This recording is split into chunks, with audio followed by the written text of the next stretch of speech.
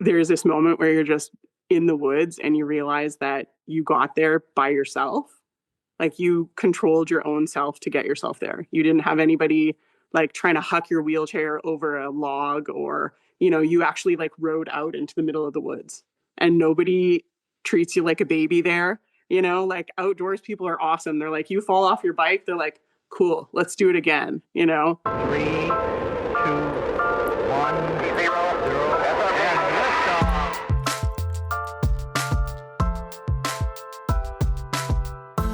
Every rider deserves the freedom of the trail. Adaptive mountain biking shows us that riding isn't defined by ability, it's defined by opportunity. Today we are joined by Hannah Bostrom and Jen Gadoua, two rising adaptive coaches with the Global Syndicate of Mountain Bike Coaches. We're diving deep into how adaptive mountain biking is not just about different bikes, but about creating more belonging on more trails. Paul, tell us a little bit about what interested you in picking this topic for us today. Well, we've been working with adaptive mountain bikers and coaches for a number of years, and I really just wanted to, the people I've met with Hannah and Jen and the people in the community, it's just such a cool space right now, and we've been wanting to do based on that work. It just seems natural to showcase that on a podcast. So that's what we wanted to do today, is to bring Jen and Hannah on and hear their stories and learn more from them, because it's the evolution of the sport and the bikes and everything that's happening in that community is really exciting. So it just seemed like a natural thing for us to do. So it's great to get everyone together and make it happen. Yeah, excellent. Hannah, let's start with you. Can you give us a little background on who you are and what you do? Yeah, so my title with GSMBC is the Adaptive Program Director. And where I've come from, I came from a teaching background. I was a high school teacher, so I have a bit of an education background. And then when I moved out to Canada, I came out to be a ski instructor and pretty quickly got involved in the adaptive ski instructing community and ski school here in Whistler. So for a few years, that was my personal development, was around adaptive snow sports. And through that, developed my own adaptive skiing and the coaching that comes with that. And then naturally, because of how the adaptive programming works in Whistler, I kind of stepped across a little bit and started doing a bit of the summer stuff as well, and got involved in some of the summer activities. And so that's how I got a little bit of a taste of adaptive mountain biking. I became a mountain bike coach back in 2017, I think it was. And for a couple of years, I was doing that full time. And then with that combination, I started to chat a little bit with Paul and chat with a few of the other people involved in adaptive mountain biking in our area to get more involved and to start working or supporting Paul and Whistler Adaptive in putting together the first of their coaching pathways. And so since then, it's kind of built from there. I try and go and meet up with any adaptive riders who are around or anyone involved in that. And through that, that's how I met Jen, because she loves to come across here and bike a bunch with a whole bunch of other riders and a great group of people down in Squamish. So the last couple of summers, we've done a whole bunch of riding together. Awesome. Jen, tell us a little bit about who you are and what you do. So I'm Jen. I am from Ontario, and I'm actually not in the profession of mountain bike coaching. My grown-up job, I'm an audiologist, and the joke is that I have to do that job to spend all my money on bikes and bike-related things. So I just got into adaptive riding in around 2022. So I'm quite new to both riding and to coaching. And so my role with GSMBC is I am being mentored right now by Hannah so that I can start offering some adaptive coaching courses in Ontario. So that's awesome. Excellent. We talked briefly just a second ago about riding in wind in the snow. What's a ride you've done lately that's really hit the spot for you? So I have a group that we go to Dirt Church every Sunday, 9 o'clock. It's like a standing tradition that we have. And so it's awesome. Every Dirt Church is the best because I just know that it's going to be all my regular people. It's my home trails. I can fit pretty much everywhere. And it doesn't matter how bad the weather is as long as you wear good clothes. Right on. Hannah, how about you? What's the last ride that you've really enjoyed? I haven't ridden much in the last few months, but I think last month I did a night ride up Mackenzie side in Pemberton. And because I haven't ridden for a few months, I'm growing a baby. Then when I went up and did that, I was just like, oh yeah, this is great fun. I was on like a cruisy blue downhill, and I was like, yeah, this is still a lot of fun. And I especially love riding at night with the lights. It just makes it all a little bit more exciting, and I hadn't done that in a while, so that was a lot of fun. Awesome. Well, congratulations. Thanks. Yeah. You just casually threw that in there. Like, Yeah, oh, no just big deal. casual. Just building a human. Just growing. I'm not very good at telling people. I love night riding when the weather cooperates for sure. It's such a cool way to see the same thing that we do, right? And just to be out and in the dark, and yeah, pretty phenomenal. Yeah, and especially on that evening, like anyone who's ridden in Pemberton knows that area, there's kind of one main climb, or you climb up the road, and it's pretty busy. And so even that evening when it was dark, you could kind of see through the trees other people with their lights. You could hear them as well, and there's a bit of stoke, even though you can't see whoever it is that's there. It's there's a little bit more to it, which is a lot of excitement. Right on. Paul, how did you get connected here with these women? Yeah, well, it's a few years ago now, but I'd spent quite a long time, a number of years, kind of just developing materials for adaptive mountain bike instructor training. And, I started working with WASP and Chelsea Walker, who is the ED at Whistler Adaptive Sports Programs. Because, around Whistler, there's adaptive riders in the bike park. You see them in the valley, like you see it happening. So I think it was about six years ago or more, but just developing all the courses and stuff that I was developing, to me, it just seemed like a natural thing that we needed to do. So I reached out with them, started working with them, and shadowed and worked on a bunch of adaptive mountain bike camps. And it was really cool. It was such a fun time, and I learned so much. And it became clear to me that like they had quite a lot of the nuts and bolts in place in terms of the skills and the progressions for adaptive biking, but I guess the missing component was packaging that into a program where we could then train other people to teach adaptive riders. So whether it was a two-wheel bike or a three-wheel bike, but just working with adaptive riders. So it was, that's kind of how I started with it. And then we came up with like a one-day instructor coach course for adaptive biking. And that's really where me and Hannah kind of got connected, because for me, my goal was always to like use my strengths, my background in curriculum development and course development. But really, at the end of the day, knowing Hannah, I knew about Hannah a bit through the industry, and obviously just living in Whistler, and everybody loves Hannah. She's this great, bubbly person and really good at what she does.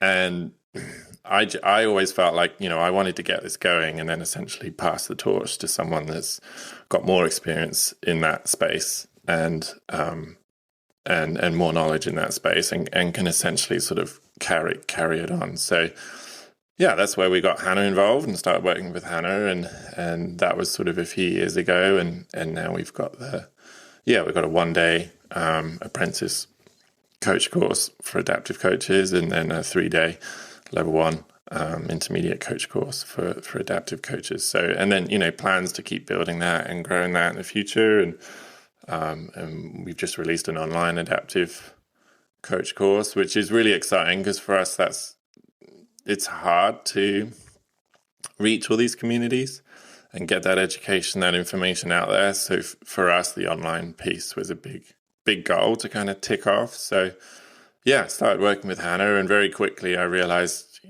kind of what I thought was that she knows a lot more about this than I do, and she's got a lot more experience on this than I do. So my role is really just to help support her with materials or curriculum development. But really, as she said at the start, she's the boss, and yeah, really, really glad to have her on board. Apart from anything else, she's just great to work with. So, and she looks good in purple. Hannah, how were you initially attracted to the adaptive mountain bike space? I think like always growing up, I was always involved in voluntary kind of commitments as a teenager, and to my teaching career as well, like doing placements in different schools and things like that, and supporting the kids specifically with different disabilities. And so, yeah, moving out here and getting involved in the winter adaptive world definitely was a big stepping stone into the summer adaptive world. And then maybe 5 or 6 years ago, I think it was, there was one of the first like properly focused adaptive jams as part of Crankworks here. And we had like Martin Ashton out here with the Random Tandem and a couple of bowhead riders. And I managed to get the day off work to go and do that day riding with those people as someone who works in the bike park and could guide people around. I wasn't there as necessarily as an adaptive mountain bike specialist at that point, but I was there to help these riders find the trails that they wanted to go down and ride down them with them.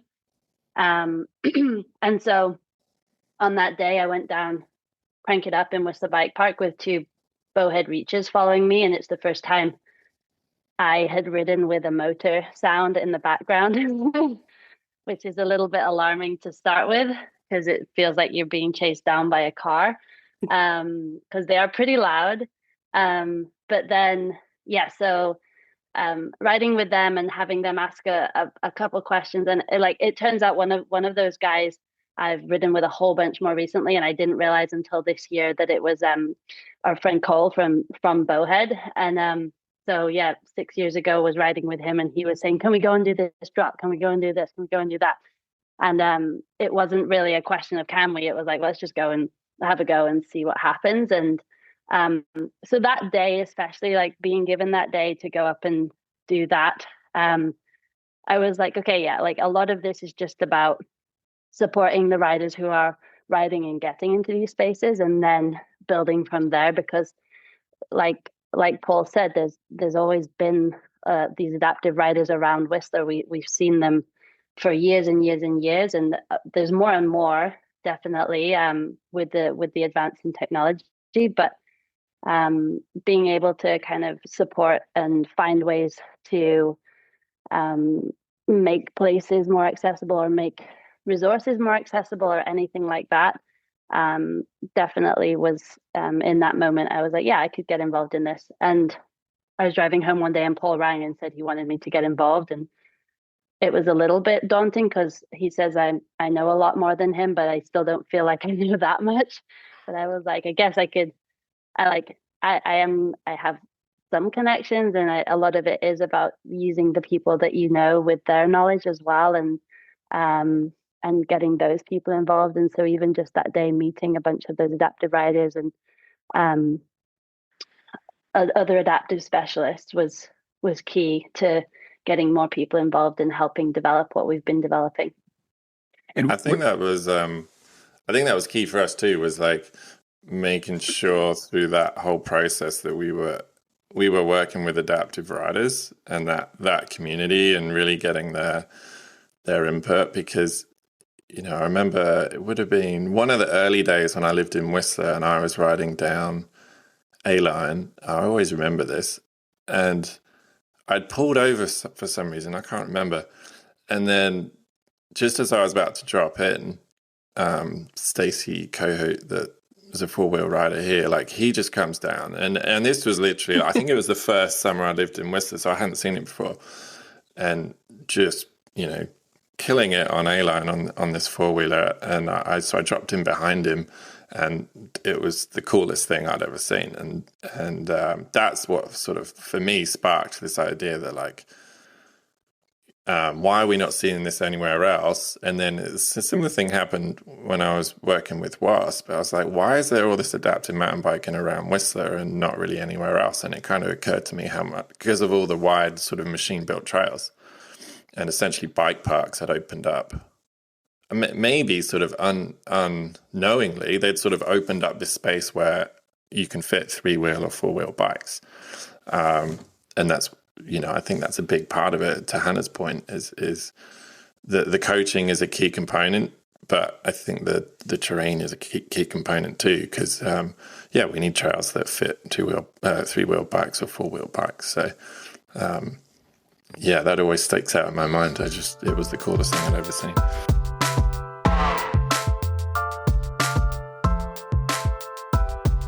Thanks for listening, everyone. Christian and I are stoked to be doing this podcast. If you're enjoying the show and want to support us, please take a moment to share our podcast with your friends, families, colleagues, or neighbors by letting them know where they can find us and listen for free on Apple Podcasts, Spotify, Amazon Music, or wherever they get their podcasts. The more love we get, the more episodes we can create. Alrighty, get back to the show. Hannah, where do you see your coaching, your involvement with GSMBC going with Adaptive?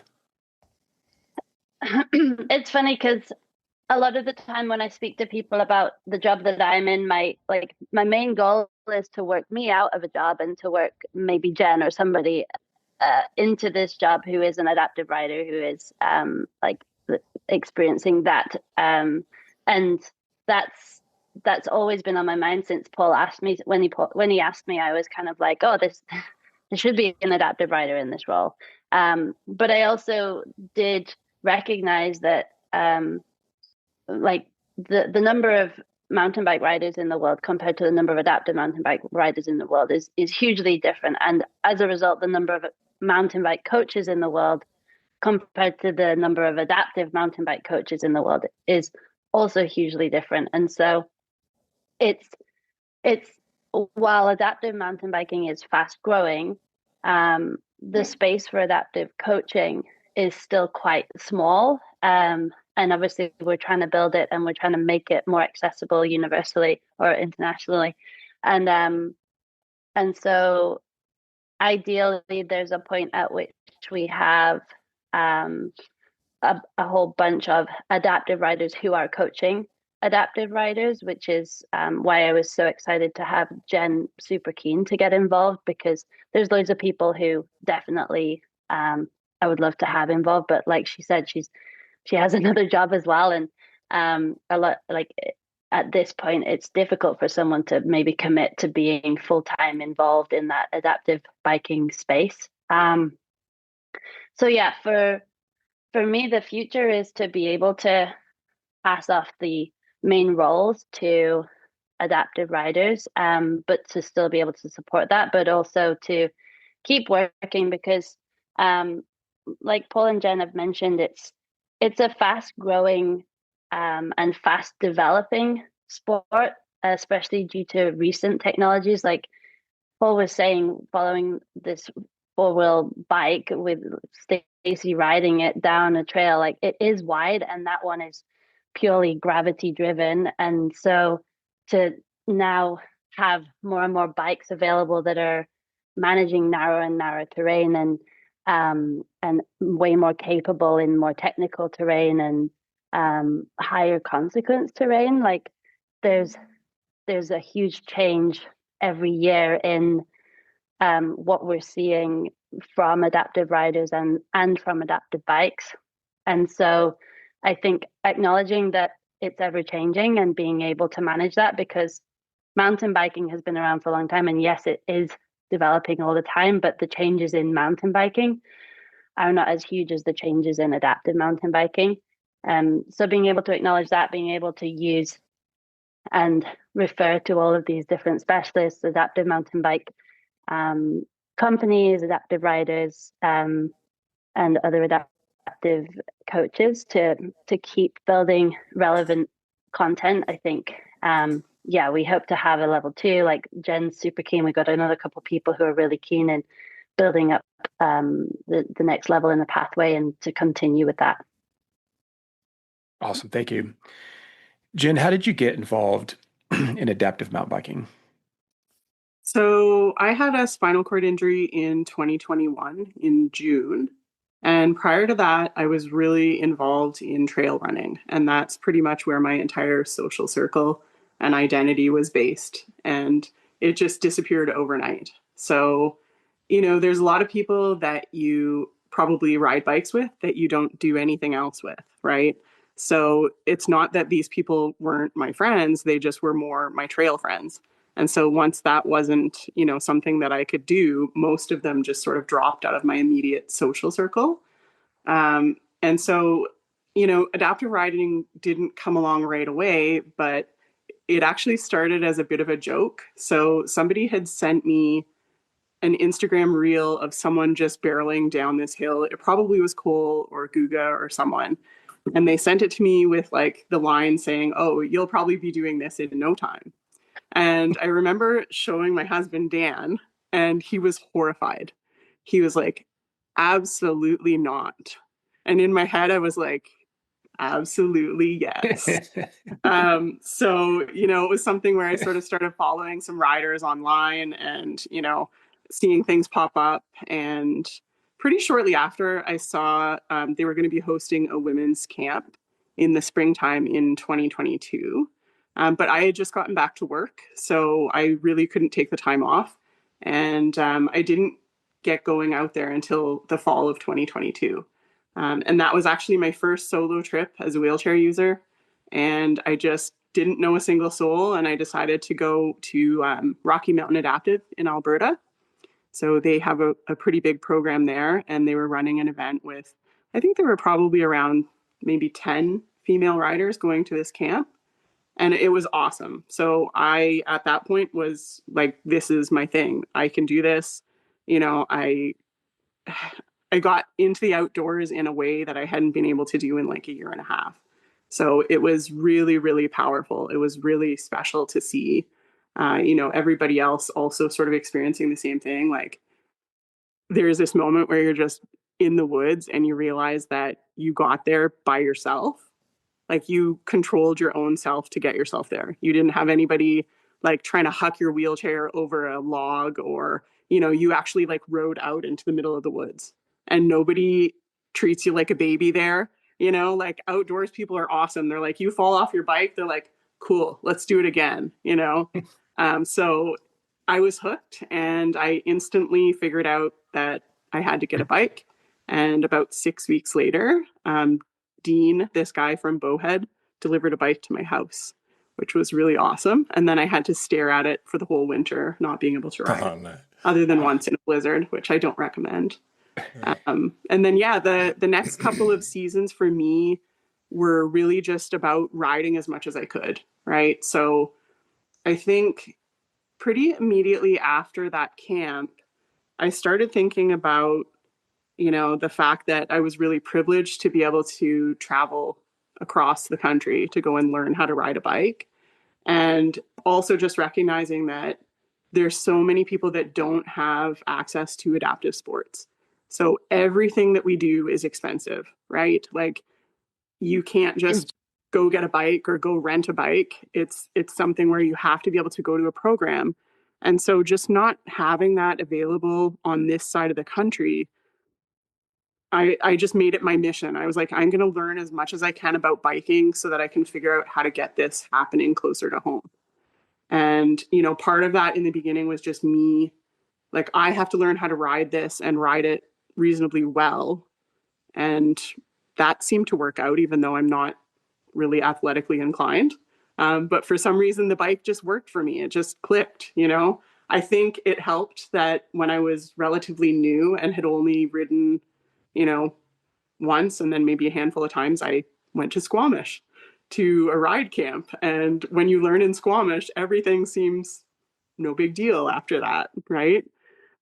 So just getting into that from like the riding perspective, it was building community. So I've been around people with disabilities in terms of like my job, but I mean, I had never hung out with anybody in a chair before. So going to this camp, everybody else is sort of in the same position, right? And it's being around your peers where you're like, oh, everybody gets this. So there's that community aspect to it too, with, it's a pretty close knit group, even though you've got people spread out all over the world.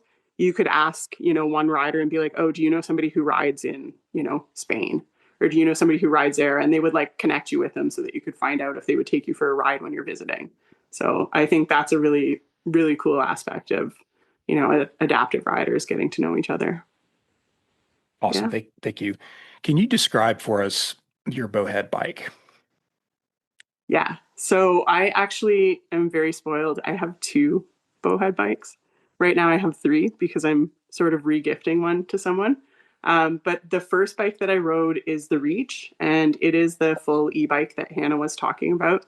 And actually, funny enough, when Hannah said that, I tell new riders that they'll hear my motor and I tell them not to go faster, because it does tend to make people want to really ride fast up hills.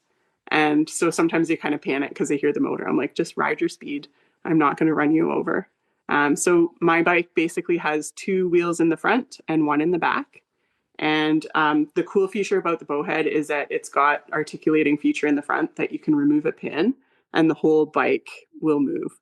So it allows you to really get on to off-camber terrain, which a lot of the other bikes don't. So anything like the, 4-wheel gravity bike that you're talking about, or even some of the other adaptive bikes that are 3-wheelers are quite wide. And this one is 29 inches, so pretty much like standard handlebar width. So we can access almost everything.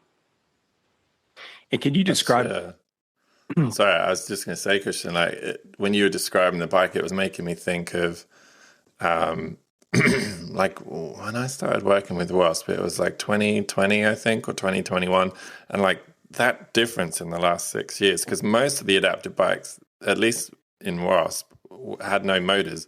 And if they did, they were like really small motors. So there was often hand cranks or using the wheels, and then, but it was sort of a lot of them had the motor, but it was not really powerful enough, and especially the ones without the motors, it was so much work. And like seeing the evolution of the bikes just in the last 5-6 years and what those current bikes can do, it's amazing. It's so cool.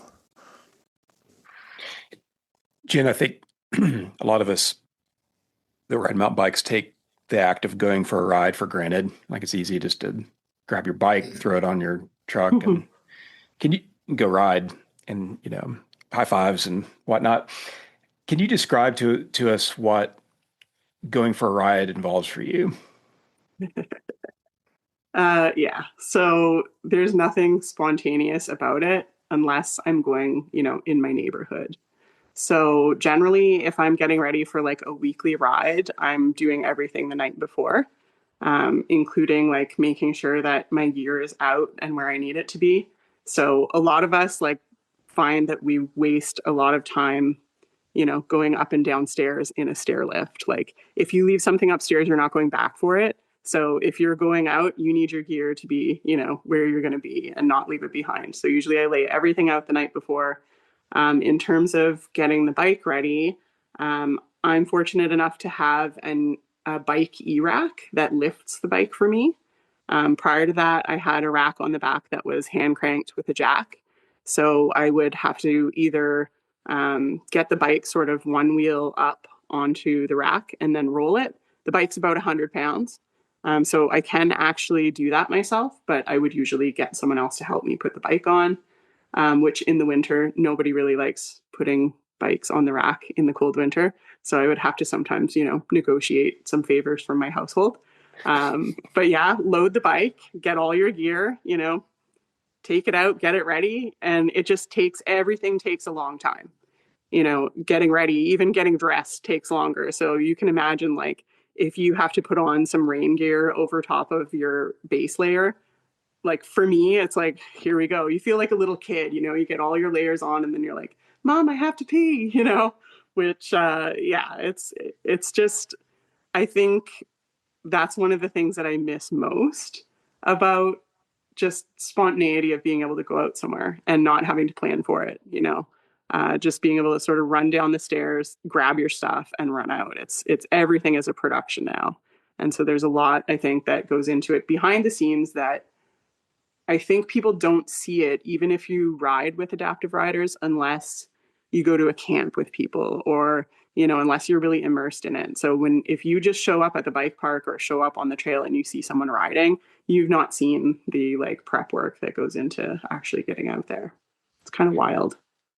And do you have a go-to trail system that you use? Yeah, so there's actually a few around me, but the one that I go to is about 45 minutes away. And the reason I go is because I have that dirt church date. It's scheduled. It's every Sunday. It's this time. I know there's people there who know me, who know my bike, who know the trails. And I think that's one of the other things too is, I used to go to another trail system and I had a couple people there, but it was one of those scenarios where I always have to ask someone, oh, hey, are you busy? And then you kind of get to the point where you're like, oh, I don't want to keep asking people to come ride with me if if it's not kind of happening organically where you're getting invited or, you have to create spaces where people are just like, yeah, cool. We'll be there. We're ready for you. And actually this trail system that I ride at now, it's super fun because the 3 people that I ride with the most are so into supporting the adaptive scene that they came out to Crankworks this year for 8 days with me. And they just love it. So they're helping, start to run camps and events here. They want to go down that coaching pathway, and it's really neat to see it for sure. Thanks for listening, everybody. Paul and I get a lot out of this project. We hope you do too. If you'd like to help us grow this show, check out our Patreon. By becoming a supporter, you can help us cover the cost of the show, as well as help us make this an exceptional show with great topics and insightful guests. You can find a link on our website, the mountainbikecoachingpodcast.buzzsprout.com. Thanks, and let's get back to the show. Hannah, how did you and Jen meet? Jen sent me a photo last night as a reminder. So I knew that these, each year there's a group down in Squamish led by Squamish Adaptive Mountain Biking, which is sort of this girl Sierra is in charge of, and she's amazing. And so I'd seen that each spring a group of riders were starting to get together and go for a few days of riding, whether that was associated with a local camp or with a race or something like that. And so a few years ago, I was not going to be able to be involved, and last minute I was. And so I reached out to them and I said, I'd be keen to come and help out if you need some more support riders.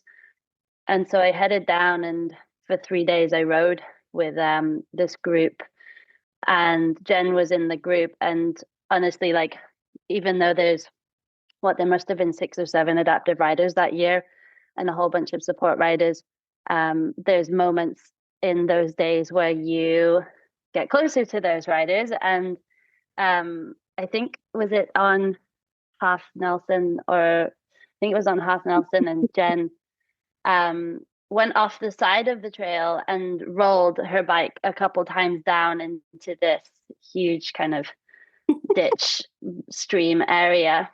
And that became an all hands on deck rescue with, I think Hannah Bergman was there. There was 3 or 4 of us all just figuring out with Jen.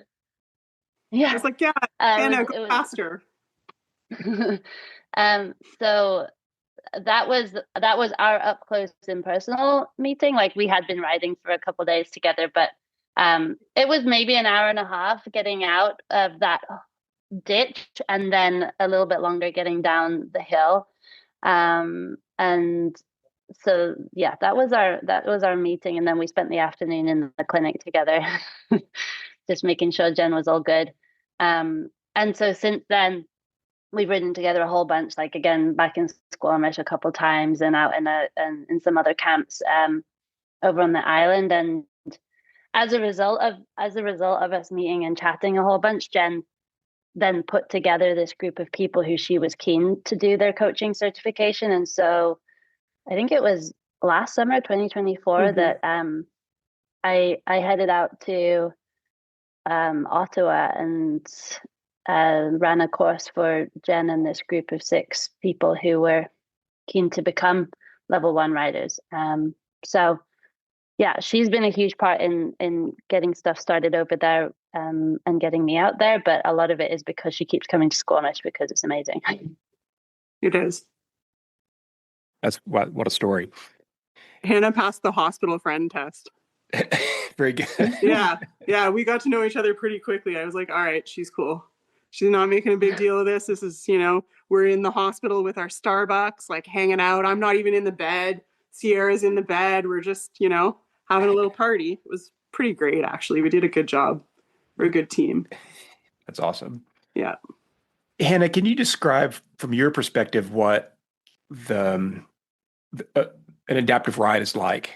You mentioned support riders. I think it'd be good for our listeners to kind of know the bigger picture. Like if you're in one of these clinics or programs, what does it look like from your perspective? Yeah. So I've never organized one myself, but I often come and help out with them. So I know that they do take a huge amount of organization prior. And a lot of that is about like getting people to where you're at. So like Jen said, when she's coming to any of these camps, that involves for her and for many others a flight with an adaptive bike, which is a huge process in itself. And then once you get to the location, getting from there with your adaptive bike, with other people with adaptive bikes, like they're huge, to wherever you're staying. So I know a huge part of like camp rides like that involves the stuff that's going on prior to the ride and prior to it. Once you're all in one place and you're getting started, having support riders and having lead riders, whether they're adaptive riders or not, is super important because there's as we know, a lot of adaptive riders have a complete varying level of ability of and of disability as well. So, for example, Jen, like she said, with her spinal cord injury, she has full use of her arms. Correct me if I'm wrong, Jen. You have full use of your hands and your arms, whereas you might have another adaptive rider who has less dexterity in their hands or less strength in their arms. Or we have some adaptive riders who, for example, they connect their hands to the bars, and so they don't disconnect them. And if that person falls, their arms are connected, their hands are connected to the handlebars, and there's no movement to apart from your elbows to really try and get back upright again. So a big part of having support riders is to kind of jump in if necessary, if someone were to fall over or if someone were to get stuck, because different aspects of the terrain might be more or less challenging for different individuals. And so if you're a more confident or more experienced rider, you may well go out for a ride on your own as an adaptive rider, somewhere familiar, somewhere that you can ride pretty easily. But otherwise, like we said, it's been developing so quickly over the last few years that a lot of adaptive riders are seeking new terrain as well. And so a huge part of that is going to that new terrain and having people nearby or having people with you who, if you do get to some point that perhaps you do need some hands-on or some support, then the adaptive rider can kind of direct their support rider or their buddies to help them get through that. So in a group ride, I would suggest it's a good idea to have a friend or a support rider with you. And if it's an organized group ride, we would always have like someone who we say they're the person who's in charge. They're the person who is giving the directions, who is designating a support rider to an adaptive rider and so forth. And then kind of distributing those support riders throughout the group. Cool. Paul, as part of coaching, the guiding protocols are such an important aspect to what we do. What do you see in terms of group management on adaptive rides? Yeah, it's a good question. I think the first programs I worked with, where there wasn't really any kind of system or training in place, like Hannah was saying, there was people with different disabilities and abilities, and there was people on different bikes. Some had motors on them, some didn't. And then there was this real spectrum of volunteers. Like some of the volunteers had an e-bike, some of them didn't. Some of them could mountain bike, some of them actually couldn't mountain bike. So there was one lead instructor, and then there was me, who I would say the only two people that had experience coaching or guiding mountain biking. And then the rest were volunteers, and the volunteers actually became as much of a liability as the students in some ways. And because there was no structure, it was actually quite comical, because as soon as one of the riders got stuck, like you often with the 3 or the 2-wheel bikes or 4-wheel bikes, you have to kind of pick them up and move them back on a trail. So it takes 1 or 2 people to help. So then the volunteers would kind of stick around that rider, but then the other riders would carry on, and some were on an e-bike, some weren't. So like within 5 minutes, it was like chaos, basically. Like everyone was having fun and it was kind of safe. But it, like from my point of view, in terms of like training coaches, training guiding, risk management, group management, it was like, this is a nightmare. This is crazy. And we made it work, and we got back in an hour, and no one died. So that was cool. But it was a shambles. And so very quickly I realized that like we need a system here to make these programs safer, so that, they're more accessible. Because if they're not safe, if they kept running like they were running, there was no way to kind of scale that safely and build the sport. So I kind of came up with a system of pods within groups and really designating different roles. And that I think has really helped, because, for example, a pod is usually a max of 3 people. So you've got an adaptive rider and then 1 or 2 support riders next to them. And the idea is that you stay in your pod, and the pods within the larger group can kind of pass each other or move each other, but you're kind of assigned an adaptive rider if you're a support rider. And that way everyone stays together, everyone stays organized. And then the lead instructor doesn't float between the front and the back. The lead instructor just stays at the front. And then ideally you would have a core tail guide as well. So everyone is kind of sandwiched between the front and the back guides. And then you've got kind of your pods in that. So that's where I felt like I could help with the situation. But yeah, it's unique. If you think of a regular mountain bike ride, everyone's pretty much on the same equipment. They're either all on an e-bike or they're not. And then if they fall over, if they stop, they can kind of self-rescue and help themselves. But on the 3-wheel bikes, it's, you need support riders. And to Jen's example of rolling down into a ditch, like it was one of the, I think it was the second camp I was helping on this guy. One thing that really struck me, just as a sidebar, was how gung-ho a lot of the adaptive riders were. Like me coming in, I thought they would be, and this is sort of my mistake for sure, is I thought they might be a little bit more cautious, because I think for anyone listening that might be interested in getting into adaptive coaching, a lot of these people have they're adaptive riders because they've had some kind of spinal cord injury. So it's fairly normal to assume that, like, well, maybe they'll be a bit more cautious. But I think the opposite was true. I was really surprised just how gung-ho they were. And then when I sort of thought through that and I carried on with that thought process, I realized, well, a lot of the time, and they even said it, it's like, well, what's the worst going to happen? I'm going to break my back. It's like, well, I've already done that. And it took a lot of that kind of cautiousness in a way. And it lifted it and made it a lot more relaxed. And it was so awesome to see these riders just giving it some and rolling into ditches and kind of laughing and giggling. And it just made everyone else jump in and hands on. relax. I don't know if that kind of connects with your experience, Jen, but Yeah, for sure. So I think there's same as, upright biking, everybody has a different risk tolerance, but I do see, quite a bit of just people being so excited to get back out there yeah, that they want to ride beyond what their skill set is often. And it's not just guys, it's the women too. yeah, So I think, there's something to be said for that, like eagerness and the freedom that comes with it. But then there's also that safety aspect where, we have had a handful of riders get higher level injuries and not necessarily even riding recklessly. Like there have been higher injuries from someone just falling over. So it can happen from anything.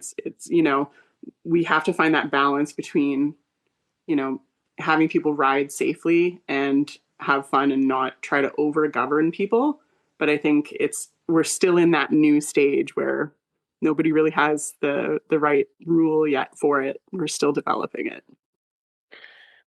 Paul, how does that land with you in the sense of coaching and what the coaching differences between I like the phrase upright biking, Jen, and adaptive biking? yeah. I think in this world we always like to think things are a lot more different than they really are. Especially in today's world, it gets quite binary. Honestly, the main difference is just the equipment. Otherwise, it's humans, and humans vary as much as any humans. And you get cautious riders on 3-wheel bikes, you get cautious riders on 2-wheel bikes, and vice versa. You get people that are gung ho and they have no idea what their skill set is relative to the activity that they're doing. That happens whether they're on a 2-wheel bike or a 3-wheel bike. So I think humans are humans, and the biggest difference is that the equipment, and then just knowing the specifics of each person and what their abilities are and what their limitations are. And the big piece for that is just your social skills as a coach, is being able to open up, create a space where, whether it's a 2-wheel or 3-wheel rider in front of you, they feel comfortable to share, to tell you what helps them, what hinders them, where they want support, where they don't want support. And that for me is kind of the same regardless of what bike they're on. And I think for any coaches coming into it, like any environment or community you're not used to, chances are you're not going to be quite as comfortable, not quite as relaxed, not quite as confident. And that could be the same for a brand new coach that's never taught snowboarding before, and now they're teaching snowboarding and they're new to snowboarding. That's a whole world that's new to them, and they're not going to feel as confident. And it's probably the same someone coming into adaptive coaching. But yeah, just remember at the end of the day, we're all just humans. Doesn't really matter what equipment we're on, and it's a good time. And I think practically the main difference I would say beyond the bikes is that class management I was just talking about with the support riders and the pods. So that's partly why we developed that 1-day course, was to really, a lot of that 1-day course is about the equipment, learning about the different abilities or disabilities people have and their movements. And how that impacts their ability to control the bike. And then the guiding part of it, a lot of it is that sort of guiding component. But yeah, 90% of it's the same. It's just these little bits we need to adjust.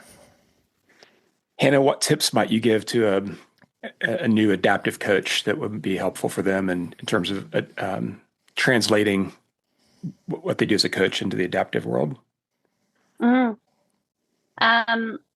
Kind of like what Paul said, if you can spend some time getting to know the equipment that's available to you and to your riders, that's a huge part, because as with 2-wheel bikes, mechanicals happen as well, and so knowing the bikes part of it is about making sure that you can help that rider ride as well as they can in the bike that's available to them, but also then being able to manage things that go on the trail.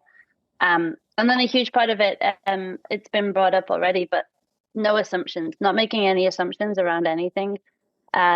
when you meet somebody and when you first start coaching them in an adaptive bike, and really, really pushing for giving that rider more independence, more responsibility and autonomy.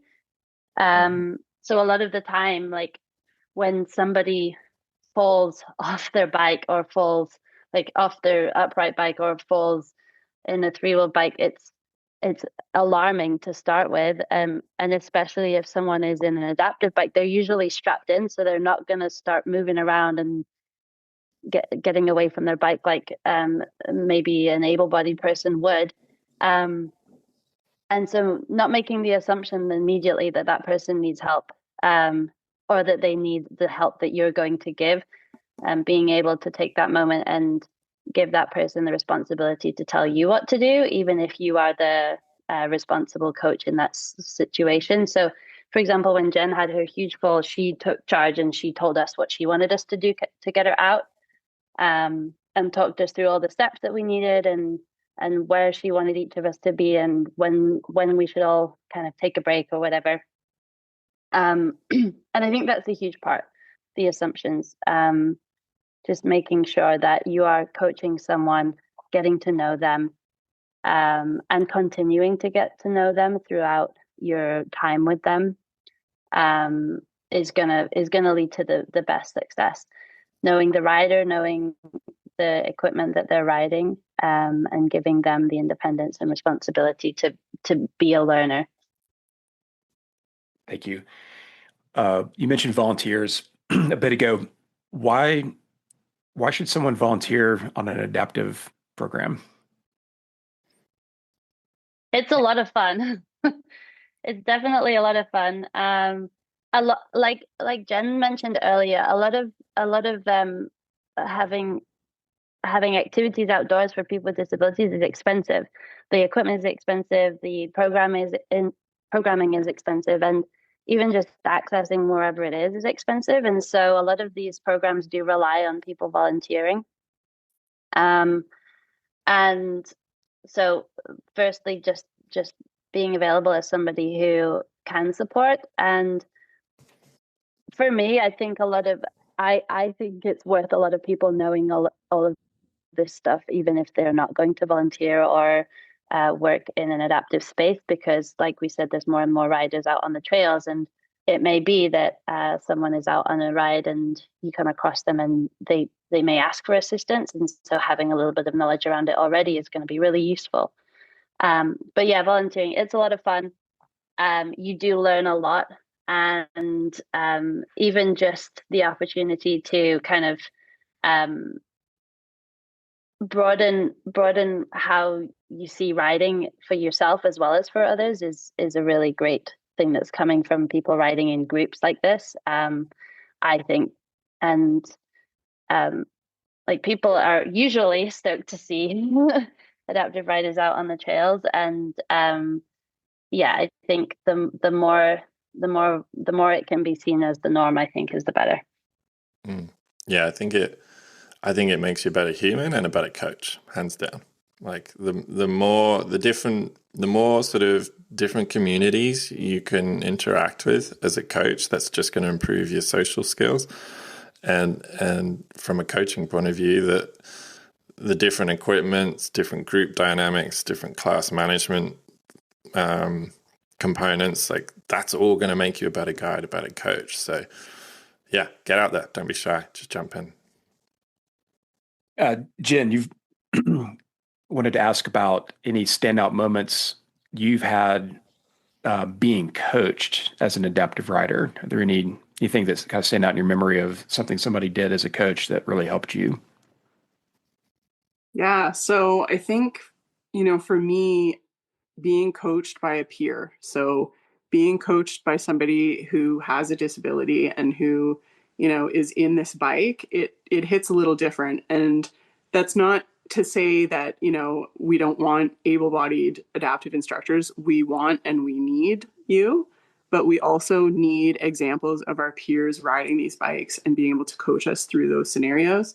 And there's, something to be said for a brand new rider getting in a bike and, maybe wiping out and saying something like, oh, I can't do that because I have no core. And then your coach is like, what do you mean? Yeah, you can do that. And they just get in the bike and they crush it. And they're like, yeah, I have no core either. So watch this. So it's, being able to sort of be on that level with someone and have a peer coaching you, and also them anticipating some of the things that you might completely not even think are important to your riding. So one of the biggest things on our group rides, actually, if we're going out for an entire day, how are you going to pee on the trail? Right? And a lot of us don't drink on the trail because we can't get out of our bikes and we can't just go use the bathroom. So, I mean, one of the most standout things for me was going out with another female adaptive rider and her being like, here's how you trail pee, like this is what you're going to do. And that looks different for everyone. So for me, I can do all that myself now that I know the steps. Like, for example, turn the key off on your bike because you don't want to hit the throttle while your pants are down, definitely not a good idea. And then there's other people who can't pee on the trail by themselves, right? Like one of my friends, we like get two support riders and they come and kind of like scoot her out of her bike and do her pants for her because, that's how she pees on the trail. And that's what makes the difference between you being able to go out for 2 hours versus be out for 8 hours or 10 hours. So, that's not necessarily something that I'm going to learn from someone unless they have that lived experience. So I think that's been, really, really important for me. Okay, so we just wanted to take a quick break to say thanks for listening. And if you're a rider or coach out there and you have an idea for a topic or future episode, feel free to let us know through the comments on our Instagram page @DonutsAndBikes. We're always happy to hear suggestions from our listeners on what we can do or ways to make the podcast better. Thanks, team. Let's get back to the show. Adaptive mountain biking and coaching. So I feel like it's still a bit, not in the forefront for sure. How can we raise the profile? Yeah, I think I see Jen doing it a lot actually as part of her camps. A lot of it is knowledge and the breadth of who we're reaching. And so like you start with your riders and your coaches and your volunteers, but then bringing in other professionals like the local bike shops and mechanics and the bike manufacturers and that kind of thing to be involved in whatever it is. And sometimes it's just a case of like, yeah, when Jen brings her adaptive bike over to Squamish, knowing she can rely on someone out here to fix up her bike and doesn't need to drive a couple hours to find someone, because there's a lot going on with them. And so bringing in more of those industry professionals and reaching out to those as well, because I think for people who don't know that much about adaptive mountain biking, it can be daunting or intimidating because it looks very different. But like Paul has said, a lot of the riding is very similar and a lot of the coaching is very similar. So yeah, I think like visibility is a huge thing, and we've been working on that the last few years for sure. And there's definitely more and more people who are perhaps showcasing what they're doing with adaptive mountain biking more and more, which I think is a really positive thing. I think showcasing all levels of adaptive mountain biking, like there's rad riders out there who are doing some extreme things, but also just like Jen was saying, some of those smaller aspects to us, but that are huge for adaptive riders, like being on the trail or getting ready to get into your bike, or fixing a flat tire on the trail, or just someone starting out as an adaptive rider, like that visibility is really important as well. So for sure, some visibility around adaptive mountain biking and reaching out to a more varied audience of people to get involved. Jen, what are some misconceptions you feel like still need to be changed for adaptive mountain bikers? So I think people often think that we ride special trails, or you have to be part of a special program, or, adapting trails is hard because it's going to take a lot of work and you're going to have to go clear cut all the trees and make a 3-foot wide path. And I think that's just not true. Like, all trails can be adaptive friendly. It depends on your equipment and it depends on your rider. And so, just like Hannah was saying, sometimes the things that you see on social media, you see people out there crushing it, and that's amazing. It's incredible to be part of, going to Crankworks and seeing everybody out there riding at the level that they are. That's great. But there's, room for people on the trails who just want to ride around on the double track, who want to go out for a ride with their family. Like, seeing that and getting to, witness that at events is just as important. Creating space for all levels of riders and having it not just be something where you think it has to be, designated adaptive or, a big rolly trail with no obstacles. We still want to ride things, that have all sorts of gnarly stuff on it and tech and fun stuff and rocky stuff. And don't assume that my bike can't go somewhere. That's probably the most off-putting thing when I meet someone and their first thing that they say to me is, well, what trails can you ride on that? And I'm like, what trails can't I ride on that? Like, it's and you get that everywhere. You're going to get that with upright bikers too, right? Like, the sort of like bro club mentality, you're going to get that everywhere. But I think people need to be open-minded about it and realize that, we want to be on the trails too. And we don't always just want to ride with adaptive riders. I want to ride with all sorts of people. So don't be afraid of, inviting somebody out somewhere just because their bike looks a little different. Awesome. Paul, what adaptive principle or concept do you think all mountain bike coaches should adapt or adopt? For me, I think the thing that comes to the top of my head is just, it goes back to the social skills, really. It's if you can, I mean, I've said it again, so I sound like I'm just repeating myself, but yeah, if you can just connect with the rider in front of you, that's your information, is what's in their head and their lived experience. So the more you can learn about them, the more they can help you create an experience, a ride, a lesson, a coaching session, whatever it is. It's a bit like you go into a doctor's clinic and,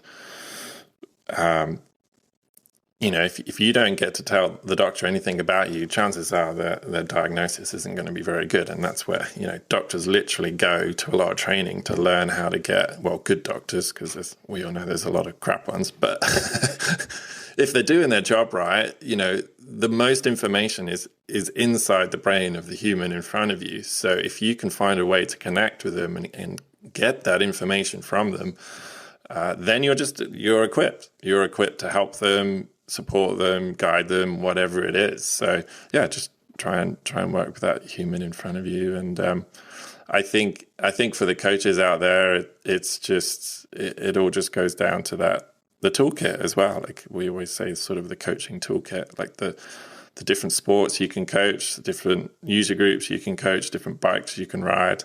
It's the same as e-bikes. If you've never ridden an e-bike, go ride an e-bike, a regular two-wheeled e-bike, because you're going to learn something different about it, and you're probably going to bump into maybe a slightly different user group, and that's going to help you coaching too. So yeah, mix it up. That life's all about that. Mix it up. Great. Hannah, what's next for you? What's next for me? I'm working with Christmas.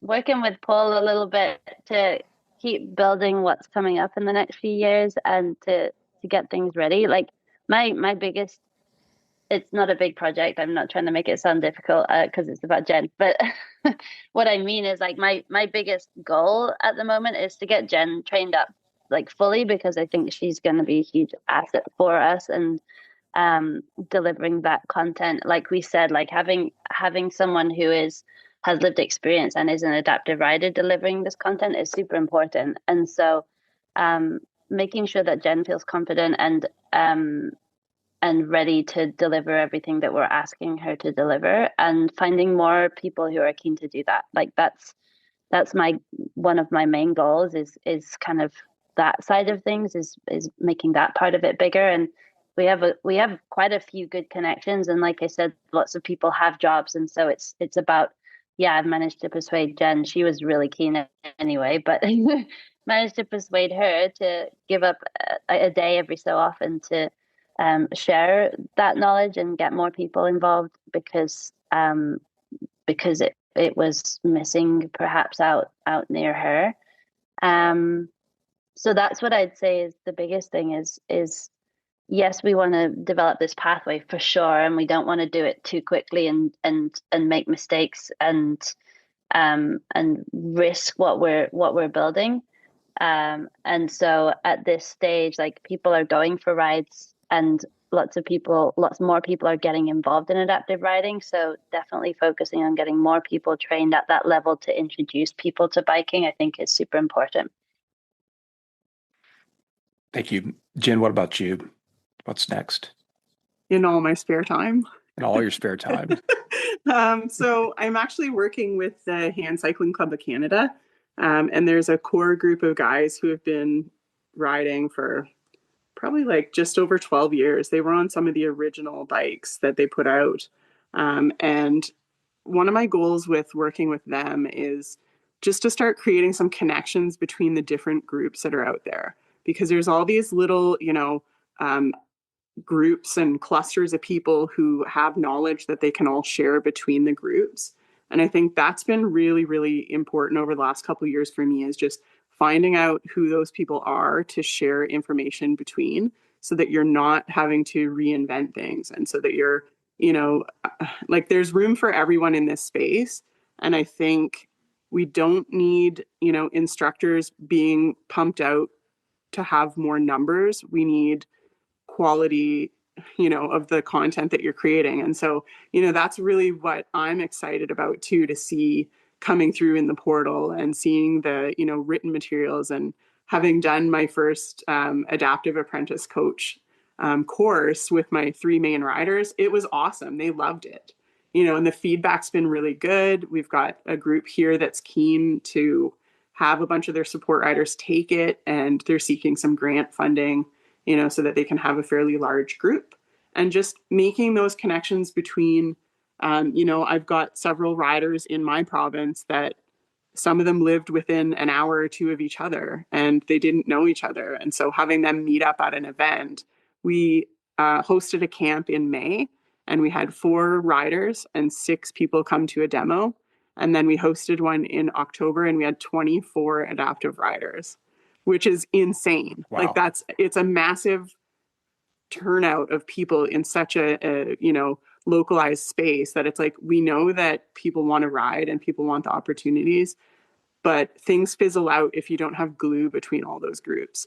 And so that was kind of the joke with, the hand cycling guys, because I email them a lot and I poke people a lot, and I have my nose in everybody's business when it comes to insuring adaptive bikes, and finding out how we can change policies on e-bikes and this sort of thing. And so, when they were talking about it, I said, well, I'm just the glue. And they were like, you're like glitter glue with a fan.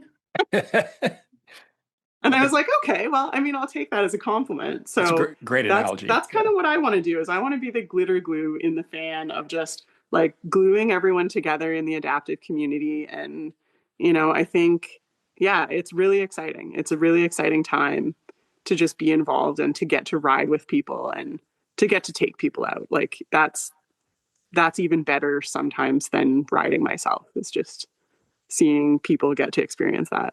It's amazing. Wow. Yeah, it is. Where can people follow your work, Jen? So I'm on Instagram. My name on there is Bionic Heart Roller. And then I've also got an Instagram group, which is Ontario Adaptive Riders, or Hand Cycling Club of Canada. That's usually where we post our events. And probably, like, a lot of us just message on social media and then create little offset groups depending on what we're working on. Too many WhatsApp conversations for sure. Right. Hannah, how about you? Where can people follow you in your work? I'm not always amazing at posting, except in the summer. So yeah, you can find me on Instagram at Bostrom1. And a lot of the adaptive stuff that comes up for me is in the summer, and in the winter I pretty much post nothing. Cool.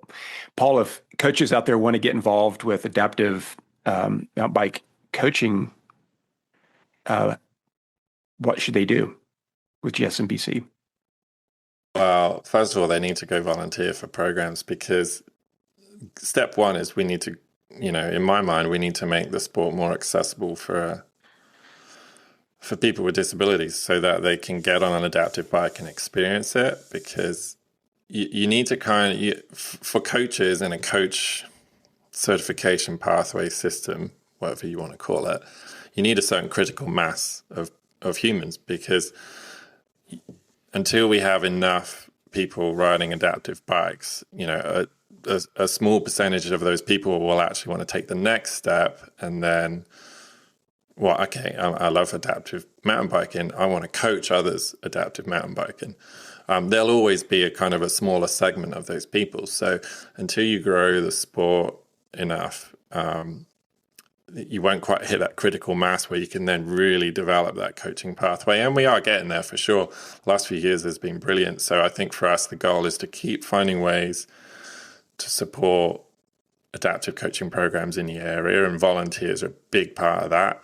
And then number two, once you've either before or after or during that volunteering process, do an apprentice adaptive coach course, which is a 1 day, or you can do the 3-day level 1 intermediate coach course. And that for two-wheel riders out there, you can do that course and go straight to your level 2.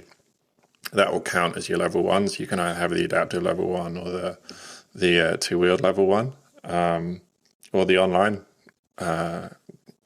coach education course that we just released last week. So lots of different ways. That's our goal. If we can get the resources and tools out there to promote the sport, but also promote the coaching of the sport, that's our job, and we're working hard to do that. And we've got a team in Australia as well, and the US that we're working with, and I think that's the side of it too, is if we can grow this globally and not just in Canada and not just in BC, that's why it's great having Jen from the other side of Canada, and then Steve and Chris in America and Australia. So yeah, the sky's the limit, and it's early days, but we're 5-6 years in, and it's been transformative already. So I just keep thinking, where could we be in another 5 years, and another 5 years after that. So I do have some big plans for us in GS, and talking to Hannah as well, and watch this space, because there's a lot more. We're only just getting started, so it's exciting times. I keep thinking of more things I want to say, and then I don't remember where I want to say them. And even just one of the things I think that needs to come up at some point that I feel like we alluded a little bit to, but because it is becoming more visible, because adaptive mountain biking is becoming more evident to the mountain biking community, people are keen to have that involvement without the knowledge. And so I know Jen's experienced it, but people are keen to have adaptive riders as part of a camp, or as part of an event at Crankworks, or as part of things that are going on. And they're yeah, let's do this, let's have everybody. And then they don't know how to run it. They don't know what's involved in running it and what's needed. And so that's where definitely as part of Crankworks, Jen and I had a bunch of discussions around a couple of things that we did end up doing in Crankworks this year, but it was a huge discussion piece of we're not gonna just take this group of riders who've never been in the bike park straight to A-Line. I know there's an A-Line event, but we're not gonna do that. And that persuasion piece, but also we obviously want people to be supporting adaptive riders being part of all of these things that are going on, but also there's a lot of knowledge and there's a lot of learning that needs to happen around how do we get a bunch of adaptive riders involved on a camp where you're camping on gravel and the washrooms are not accessible. Let's think about this for a moment. And I didn't bring that up. I didn't either, because I kind of had a whole article written about it in Cycling Magazine. So I was I don't want to throw too much shade. I don't, I think I have lots of opinions, but I also wanted to, focus more on the like coaching aspect and versus the sort of politics behind it. Yeah. But I think, just like having that actual genuine interest in putting out good quality coaches versus this, mindset of like turning it into like a money industry of let's put out as many upright adaptive coaches who have never been on an adaptive bike. Like, why are we doing that? I don't get it. I feel like I see that with a lot of the ICP stuff going on, and I don't like it. It really turns me off when I see that. And I think, well, I wouldn't go to a course with, somebody who's never been on an adaptive bike. Because if you haven't eaten shit on that bike, you're not teaching me how to do it. Yeah, 100%. I think, and we can add this in for sure. Like it's a really good discussion. And I think that's where, for me, that 1-day course, a big part of it was we were like, you've got to be prepared, hopefully, if we can figure out the bikes. Like the whole point is you can come and ride a bike, a 3-wheel bike, a 4-wheel bike, whatever it is, we can figure out. Because that's, for me personally, that was the biggest value and learning I had. Was like, as soon as I got in all the bikes, I was like, oh, like I don't have any physical disabilities other than my ribs this morning. But like, it was hard for me, and I don't have any spinal cord injury. So, it was instantly a huge thing for me. It's like, we need people to be riding these bikes if they're actually going to coach, right? Yeah.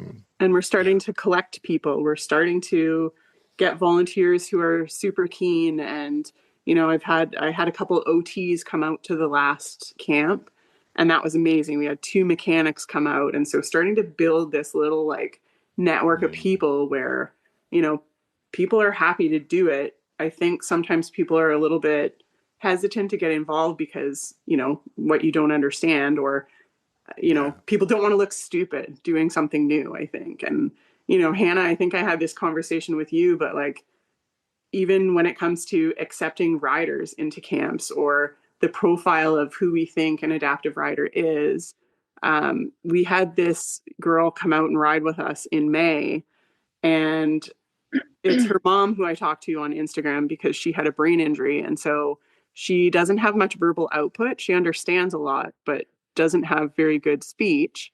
And so her mom had arranged for her to come to our event. And there was this moment when they arrived at like 10:30 at night where she was in a giant tilt-in space wheelchair. And they came into this place that we had rented that was like sort of semi-accessible. And I was like, oh shit. Like, what have I done now? This is like, I don't know how we're going to do this. And then even, once we got her on the bike, Sierra was there and she came over and she's like, I need your help. It's an emergency. I'm like, okay, what's going on? She's like, she can't push the throttle. What are we going to do? Run around in circles with the bike? And I was like, no, like, let's look at it. And we ended up having a look at it and seeing like she has one arm that's kind of contracted. And so we ended up putting a plastic EpiPen holder on the throttle and taping it to it, and then taping her hand to the tube. And then she was able to push it down, but she couldn't get her hand up. So we're like, okay, well, if you put like a tensor bandage with a bit of tension on it, it'll lift her hand back up. So we had this like whole thing rigged up where she got on this bike, and I'm telling you, she crushed it. She crushed everyone, like even the guys who were there, they were like upset because they kept falling down and she didn't. So I was so glad in that moment that I was like, oh, I didn't make the assumption that she couldn't ride, even though I was kind of afraid, like, what if this really sucks for her? But it's like, that's not really what matters. It's like, did we try? Yes. Can we find a solution? Almost always. And it looks different for every single rider that gets on there. Some of the modifications, talking to people about what they've done that works for, quad grips and hands that don't function, or, it's just, I think we're in like such a beginning stage, but now we're starting to collect these examples between all of us, and having a place to sort of have that knowledge live and be shared between people, I think is really important too. Yeah, 100%. That's a great story. Yeah, she's awesome. So that's who I'm gifting my bike to, actually. Oh, wow. Yeah. So the first bike that I got was a demo bike, and it was very well loved before I got it. And so it's kind of at the point where it needs to go into a little lighter riding than Squamish and Crankworks. So I thought, I'm gonna get a new bike and we're gonna redo it for her. So Bowhead has kind of partnered with me, and they donated a whole bunch of parts for us to redo it for her with all the proper seating and stuff.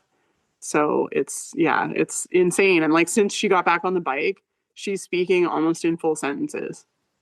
That's really, it's wild. Yeah. So she, the last time I saw her, she said, "You're a funny lady." And I was like, "Yeah." And she's like, just very, very funny. Like it kind of makes you think, she has a lot going on inside her head. How frustrating would it be to not have the speech output to say what you want, but to be able to think all of it? Jen, how is the donut game in Eastern Canada? I love donuts. Good. I had a donut this morning. They make a Biscoff topped one. What? Yeah, so it's a new donut and it's good because Boston cream, the topping on it is so sweet it's gross. But this is just like the cookie Biscoff on top with like the cream. It's just, yes, you should have a Biscoff cream donut. Is that at Tim Hortons? Mm-hmm. Oh, I think it's really good. I think Shannon had one. She came home donut. raving about it. Mm-hmm. Highly recommend. That Biscoff flavor is pretty awesome. Wow. Yeah. To be on the lookout for that here. Well, thank you all so much for participating with us today and sharing some great stories, some great info. We look forward to watching your progress the coming years. Absolutely. Yep. Thank you. Thanks, team, for coming on. It's really good to see you all. Thanks for having us. Thank you.